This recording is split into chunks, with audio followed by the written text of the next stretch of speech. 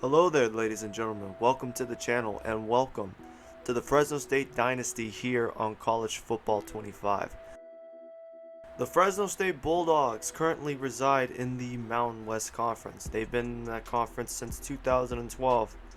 They are a respectable program and quite recognizable by many college athletic enthusiasts. However, I believe it's time they finally elevate themselves beyond just being respectable. I think it's time Fresno State actually took the next step and became a dominant football program. The likes of Alabama, Georgia, Clemson, Michigan, Ohio State. I want them to be among those schools.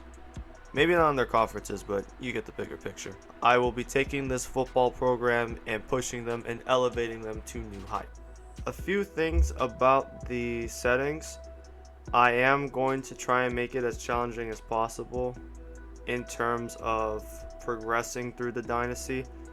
I'm not trying to get fired, but I will let the CPU coaches get fired if it ends up happening. Definitely gonna have the coach development progression to be as slow as possible. I'm gonna leave the Pac-12 as it is right now with Oregon State and Washington State. I was considering maybe moving some schools from like the Mountain West into the Pac-12 because honestly I thought that was going to happen in real life, but since no word has come upon it, I'm not going to touch that. I'm going to leave it as is. In fact, I actually thought it would be more challenging. Let me earn my place in the big, in the Power 5 conferences. Although the Pac-12 is no longer being considered one. It's now the Power 4.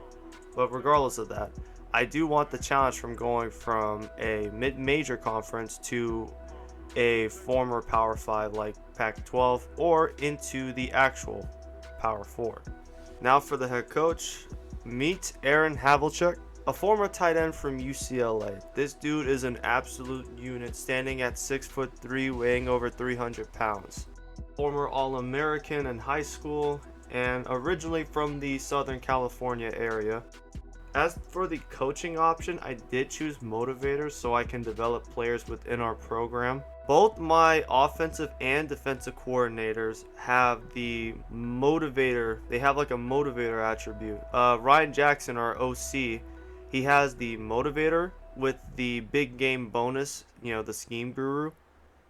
And then you have Pete Jefferson, our defensive coordinator, who's great at recruiting, with the master motivator attribute ability thing. I'm still learning what the things are. Now, when getting to the actual roster itself, so it starts with the quarterback.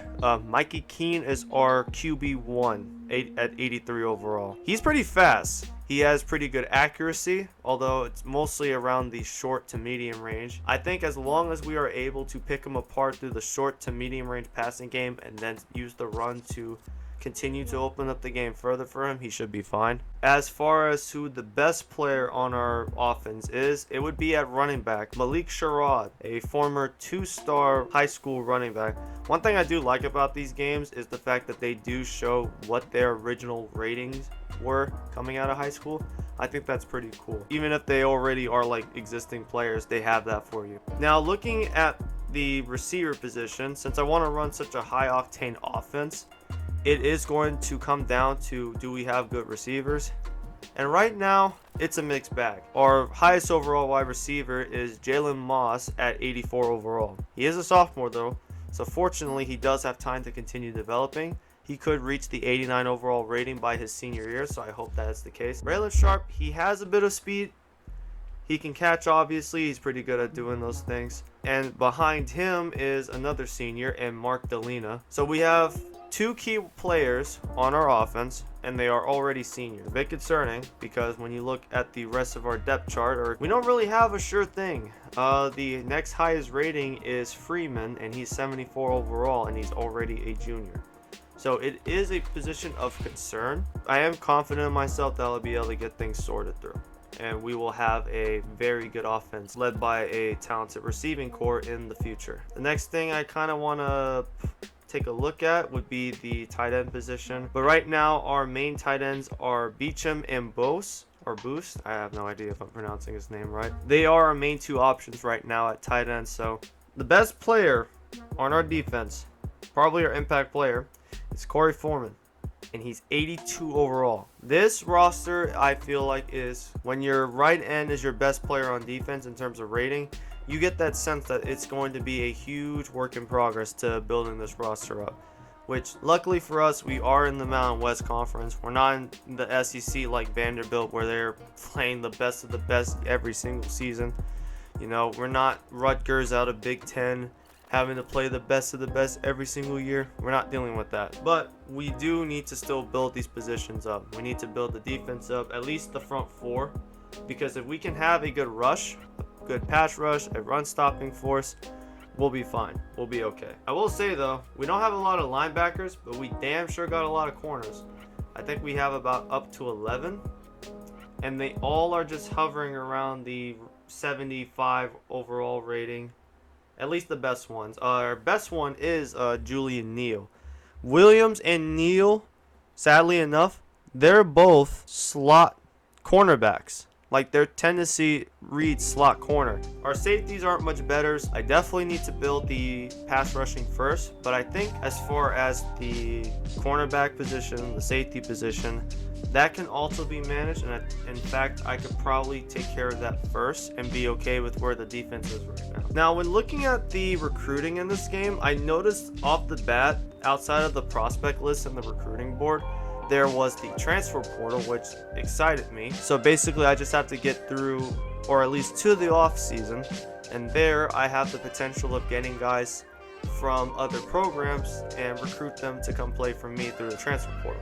As far as who am I recruiting this season, I am already tackling the issues that I have head on. The first guy I'm trying to get is Bruner, a left guard. We are very slim at the guard position. We have 4 total. So we need to take care of that. I probably won't show the recruiting in future videos. I'll only update you guys as far as guys who we are going to sign, guys that are signing to play for us. That will be when I'll talk about the recruiting in future videos. But for now, this will be it. Last but certainly not least is our schedule for the first season. So taking a look, we will play the week 0 as they call it, and we will be playing on the road at Old Dominion. We'll be traveling there.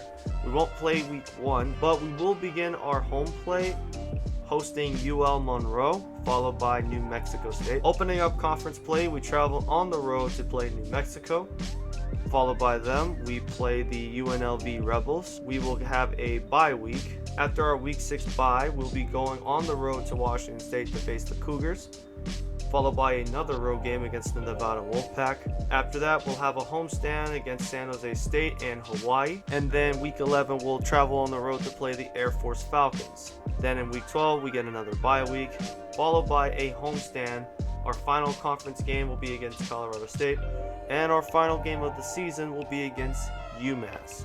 So this should be a very interesting season. I look forward to seeing how things go. But that's going to do it for this one. This concludes the series opening episode for the Fresno State Bulldogs Dynasty. The next episode will be our series opener against Old Dominion. I look forward to the game. I hope you guys are looking forward to it as well. But until then, I hope you guys enjoyed today's video. I appreciate you guys for stopping by. I'll catch y'all next time. Y'all be safe out there. Have a good day.